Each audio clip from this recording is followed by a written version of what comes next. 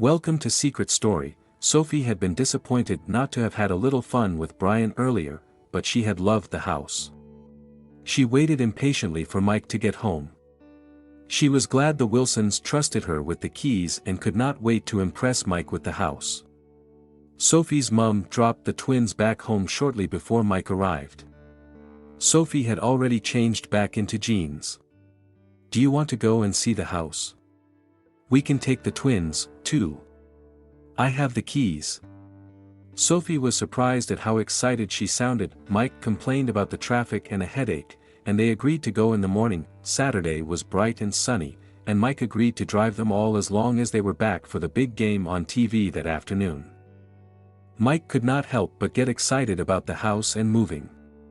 The house was better than he expected, though the immaculate large garden worried him a little. All the way home, Sophie and Mike made plans, talked about decorating, and agreed they should move. They also hoped to be in by the end of the month. Just 3 weeks away. Monday came, and Sophie went and told Brian and his wife they would love to move into the house. Brian's wife asked her to call her Mildred and hoped they would be happy.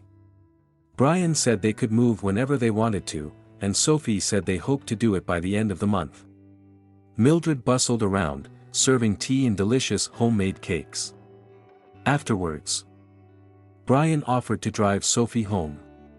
On the way, he asked if he could help with the move. Sophie said Mike would try to borrow a van from work and some friends to help with lifting. She said she could get all the boxes she needed from work and thought they would be okay. Brian apologized that he could not come in as he dropped Sophie home. "Enjoy these, and thank you again for the chance to move. Bring them back next time you see me." Sophie kissed him on the cheek before she walked to the front door and waved as Brian drove away. On Wednesday afternoon, rent day, Sophie was delighted to see Brian and Jeffrey standing on her doorstep. They followed her into the kitchen, both offering help with her house move. Jeffrey said he could arrange 2 or 3 staff members from the hotel and a 7.5-ton truck with a driver. "Much better than driving there and back all day in a little van and all that carrying," he said. Sophie asked how much it would cost, and Jeffrey smiled and said he was sure they could work something out. Sophie thanked him and said she would check with Mike this evening and let him know. Sophie smiled to herself, thinking about how much money her arrangement was saving. "What would you both like to do today?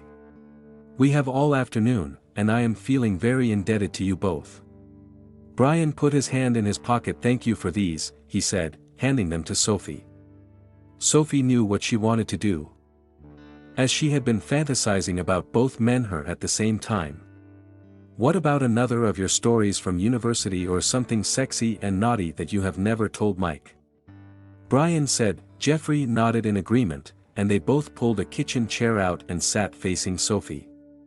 "I can tell you about a bit of a lesbian experience I had.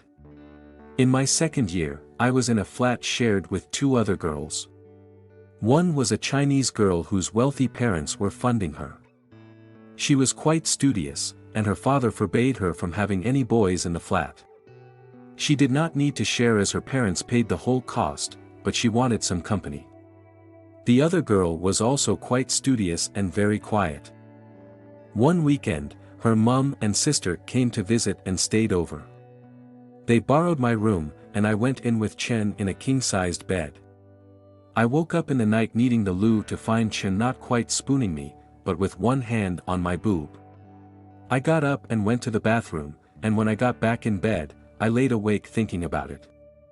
A few minutes later, Chen was almost spooning me again with one hand on my hip." "It sounds lovely and beautiful," Jeffrey interrupted, "perhaps one for another time. Have you anything a little naughtier?" "We had quite a few nights in bed together after that, but yes, let me think of something else." Sophie thought for a minute. "What about Gay Ray?" "I think you called him." Jeffrey said. "I can tell you about the study group that started in year 1 of politics. There was me, one huge black guy, and 3 other girls. By the start of year 2, only me and the black guy met regularly. Chen would let him come to the flat, as everyone knew him as Gay Ray, and he had no interest in girls.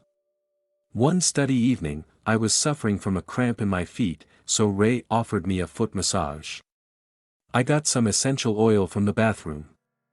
I was wearing a long, sleepy t-shirt that came down past my knees and nothing underneath. Ray spent time massaging my feet and was good at it. He then moved up to my calves and lower legs. Sophie lifted her leg onto a chair in front of Brian and Jeffrey and ran her fingers up her shin to demonstrate. Sophie smiled and continued the story. I slouched down on the sofa and relaxed. Ray pushed the bottom of my t-shirt up to mid-thigh and carried on massaging up past my knees. I was getting turned on. I knew Ray was not interested in me, so I decided to be a little daring. He asked me to turn over and moved back as I did. No one had done that to me before. He went slowly and gently. He confessed that he had liked me for a long time but was not attracted to girls. I asked why he was so good at giving oral to girls. He told me a sort of sad tale, to be honest. He told me that when he was growing up, his two older sisters used to make him do it to them and would not let him stop until they were satisfied. He also said they would never pleasure him or let him pleasure himself while they were there. Sophie sat back down, opposite the two men, and smiled. "I've never done anything like that," Brian said. "It was never a thing that I even knew about in my youth." "Don't you believe it?" Jeffrey said quickly. "It has always been a thing. In Greece, it was quite popular to prevent babies. Do you want to come up to the bedroom? I'm changing the sheets later, so we will be comfortable and safe." Sophie led the men to the stairs and walked slowly up ahead of them. She knew they could see up under her skirt. In the bedroom, she helped both men. She hoped her plan for them would work today. Sophie stood, both men soon joined her. Sophie looked around at Jeffrey and smiled as she said, "Look in the bedside drawer, at the top." Jeffrey pulled the drawer open and saw the bottle of lube Sophie had hidden there earlier. Jeffrey needed no second bidding or encouragement today. She had them both at the same time, which thrilled her hugely. Brian pushed himself fully inside and held still, asking if Sophie was okay. "Mr. Wilson and Jeffrey have offered help with a van for the move," Sophie said, hearing them talking on the stairs. "They asked to have a quick look and see if a bigger van or truck would be better." A moment later, the two men appeared on the stairs. Brian looked quite red in the face. Jeffrey took over and bluffed his way through sizing a truck. They shook hands with Mike and left with Brian, thanking her for the rent and confirming they were all up to date. Sophie still had the rent money envelope in the kitchen drawer and smiled to herself. She was also relieved that Mike had not come home 10 minutes earlier and caught them all upstairs.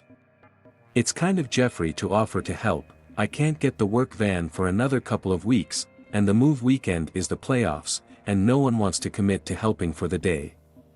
I don't think we would be able to move by the month's end without his help. Do we know how much it will cost?"